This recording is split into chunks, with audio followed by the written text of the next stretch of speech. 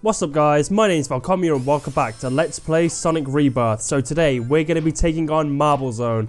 So this stage is infamously known to be the most painful stage throughout Sonic 1. Probably this and Labyrinth Zone. I'm not exactly sure how it's going to play out in this version. It's probably exactly the same because this is a Sonic 1 remake. But wow, this zone looks, in terms of the art style, the background looks completely new. In the original version we had that kind of structure in the background. But in this zone, in this version, the creators kind of took his own take on it, which I find is really great. It's kind of like a grassy, it kind of reminds me of Angel Island Zone from Sonic Advance 1. But this zone in particular is going to be, the physics are kind of, I wouldn't say they're the best in this game engine. I mean, they're not terrible, but they're not the best. Something which used to screw me over all the time in Sonic 1 for the SEGA Mega Drive / Genesis was throughout this zone in particular, there are kind of these platforms that this zone heavily takes on platforming, and the physics, that's when the physics really come into play. So if the physics are kind of like jittery in this version, then we might have, you know, some problems with, you know, doing the platforming. Hopefully that's not the case. In part 1, I didn't note any of the problems with this game. There are quite a few that I'm probably just going to list out right now. Alright, so say if you are on 1 life and then you die and then you'll expect a game over. For some reason in this game, there's no game over for some reason. Like, if you have a game over, then the game is just going to stay exactly where you died. So the screen is just going to stay there. There is literally no way to get off the game unless you force quit, like open Task Manager up or something and then end the process. But there's also no way to get out of the gameplay, you know, so I couldn't get onto the main menu from here. I'll have to quit the game. That's kind of annoying if you're just doing a little playthrough, a play around, and then you just want to go to the main menu. You'll have to quit the game entirely. They're all I've really got to say about this game. I don't really want to bitch about it. It's a fantastic game, don't get me wrong. And I'm kind of looking forward to see what we have in store for, like, Spring Yard Zone. Anyway, this is the special stage. Oh look, we only have to collect 50 rings now.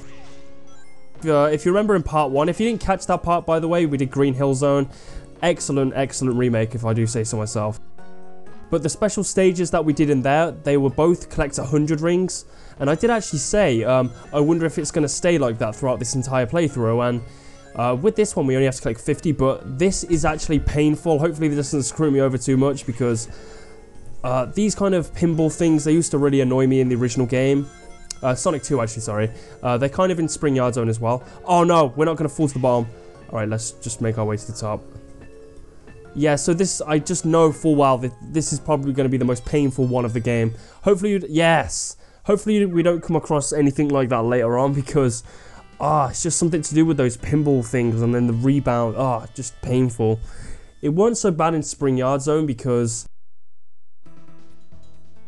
they're really easy to avoid, and either way they're going to throw you into the direction you want to go.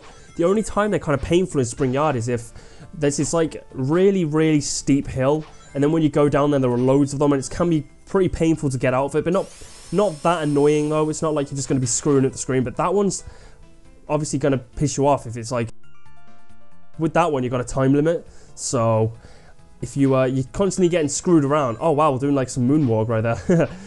Yeah, but yeah, there's a time limit with that one, and obviously if it's going to screw you over constantly, then you're going to get a bit annoyed with it. Also, collecting 50 rings on this game seems like it's going to be kind of annoying, especially with Marble Zone, because this zone in particular is really infamous when it comes to the... Oh wow, look at this. Yeah, we forgot to do yeah, that's weird right there. Oh well. Oh no! No, what the hell? Oh wow, are you serious? What the hell's this? So it turns out we've completely glitched the game. We're above the lava, this infamous lava section. Oh great, are you oh wow, we can just... Well, that's made life easier, I guess. Oh no, wait, hold on a second. It's gonna stay there, isn't it? It best not, come on. Oh wow. Alright, so let's just make sure now. Yeah, so sorry about that. That was just some crazy glitch. Hopefully it didn't...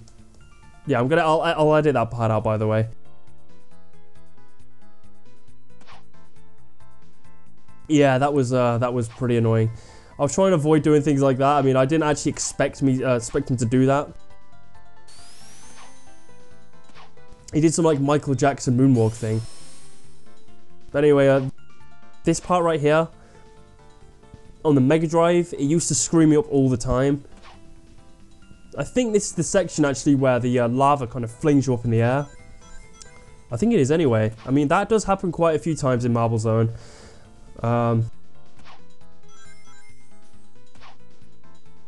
Act 3 is the part which used to Act 3 is the zone where it felt weird to reach it. I don't know if you all felt the same way, but... Oh no, we just completely missed our chance. Alright, what's through here? Wow, look, there's a Robotnik box right there. I assume this will just damage us up, so screw that. We're not going to touch that. Oh, great. So we got to go all the way back. It looks really like... That looks like we can jump up there. Alright, so... Now we jump. Yes. Oh, wow. So the physics are kind of dodgy on this. Like, they are not that bad at all. Like, I wouldn't say they're terrible physics. It's just like, you're so used to Sonic 1's physics, and then you'll be playing this game, and then you'll like be so unused to it. You're so used to how Sonic 1 plays out, and you will assume like it'll be exactly the same way, but it's not. I'm kind of glad this doesn't have the same sort of physics as Sonic 1, because it does feel like you're playing an entirely new game, and we're playing a Sonic 1 remake. But I like the fact that the physics are all new. I mean, replicating Sonic 1's physics anyway would be quite a chore to do. I don't really know much about 360-degree movement or anything like that. I just know basic game code like movement and all that kind of thing, but I don't know anything to do with 360 slopes and all that kind of crap. It's extremely hard to code.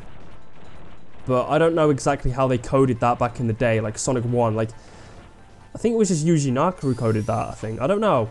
I think he was the lead designer of Sonic 1, or the lead programmer. He was one of them, but yeah. But I assume it's pretty easier to do it these days, because you can just download a game engine or something. You know, like, for example, like Sonic Worlds. You can use that with the I think that's with Multimedia Fusion, I think. It's something like that. It's not Game Maker, it's Multimedia Fusion, I think. A lot of the fan games you play these days, they're based on Sonic Worlds. It's just a base Sonic engine where you can create your own Sonic games or something. I don't think this game uses it. I mean, usually at the start of Sonic World games, it has the intro and it tells you that it's Sonic World, but this game doesn't have an intro for it, so... yeah, hopefully we don't get hurt or anything, because I actually want to get this emerald.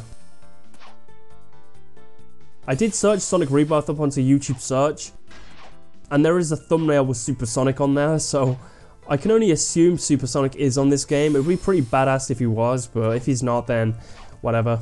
I'm pretty sure we'll probably get some alternative ending if we did collect... Oh no, we only need 3 rings.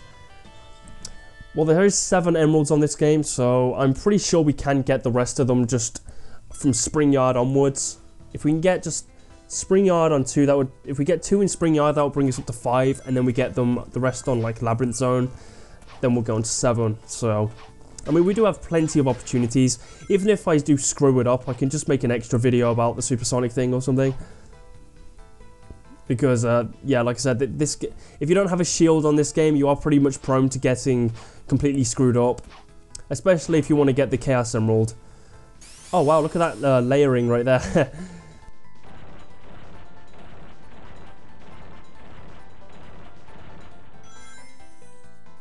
But yeah, like, if you played Sonic 1, you'll love this game. I love this fan game. It's really great. Also, there's something I want to apologize about. In part 1, the audio was a bit laggy, apparently. Like, I noticed it just after I uploaded to YouTube. It wasn't exactly laggy. It was just... it's about a second... The audio is completely out of sync with the video. I'm not sure why that happens. Hopefully it doesn't happen this time. I don't know if it's just my render settings or it's just Camtasia Recorder. Because it's never happened to me before, and hopefully it doesn't have to happen after this one, because I can understand how irritating it gets watching a video and then the audio is completely out of sync. It kind of like, it's really distracting in a way. I totally understand that, and hopefully, you know, this one doesn't screw up, but if it does, I really am sorry for it. Like, I have tried my... Oh, wow, no. Is this a shortcut right here? I think it is, yes. Or was that a shortcut, or was it? I don't know. Certainly was. I do recognize this section, but... Actually, I think we are supposed to go this way. Or are we supposed to go up there? No, we've got to go this way. I don't really remember this section. I mean, it probably is in Sonic 1, but I can't remember it at all. Because I know this game is just a straight up remake. I haven't played any other zones after this one, so I don't know if he's added his own sections or anything. It would be pretty badass if he did, but if he didn't, then whatever.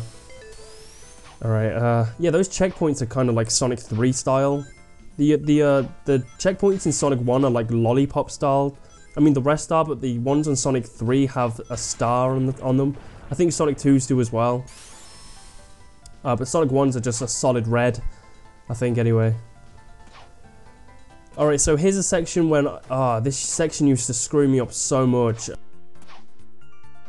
Yeah, it's when it springs you up in the air, but it looks kind of easy here. Actually, no, this isn't the section.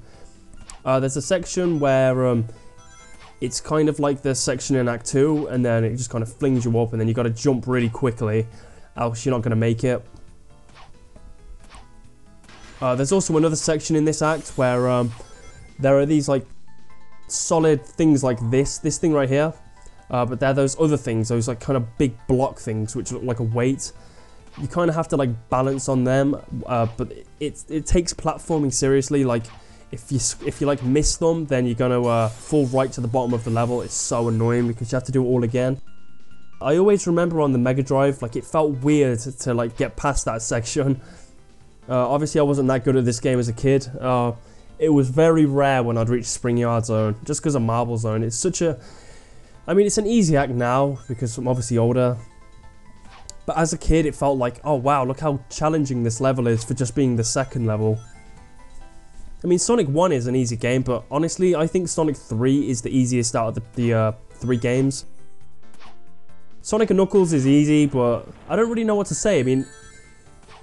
It is technically a trilogy because Sonic 3 and Knuckles is supposed to be one whole game, but I'm just gonna say trilogy, you know. But all I can say is, in my opinion, Sonic 3 is the easiest out of the classics. The special stages are pretty easy as well. So, oh no, this is exactly what I mean. This bit is going to be kind of challenging because of the physics. Sonic 1's physics were amazing, and this bit still used to screw me up as a kid because you have to be so accurate with your jumps. Alright, so, yeah, I think we finally did it. I kept falling off, the physics were so dodgy on that part. Like I said, you have to be so accurate with it, it's crazy. Yeah, and by the way, like I did say in part 1, we can't actually get any emeralds in Act 3, just like from the classics. Well, Sonic 1 anyway. Alright, so, yeah, this boss, he seems really high up. How do we even reach this guy? There's probably a precise part, like, section where we gotta hit him, maybe when he's going across. Oh, goddammit, screw you. How do we even hit this guy? What the hell? There you go, just one hit. Alright, cool. You just gotta get directly underneath him and just jump. When he's like on the lowest part, so he's kind of floating, and when he's like on the lowest possible height, then you got to hit.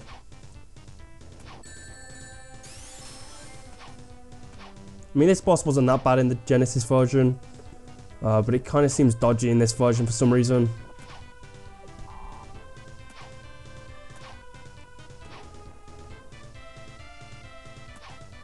Alright, so I'm probably gonna have to fade this if it doesn't. Yeah, because this seems really dodgy. There you go. Oh wow, seriously, that wasn't hard by any means. He just wasn't reaching him. Anyway, that is it for episode 2. If you enjoyed this video, make sure to drop a like. I'd really appreciate it, and you could drop a comment as well on your thoughts of this game. Thank you all so much for watching. My name is Velcomia. Until next time, catch you guys soon.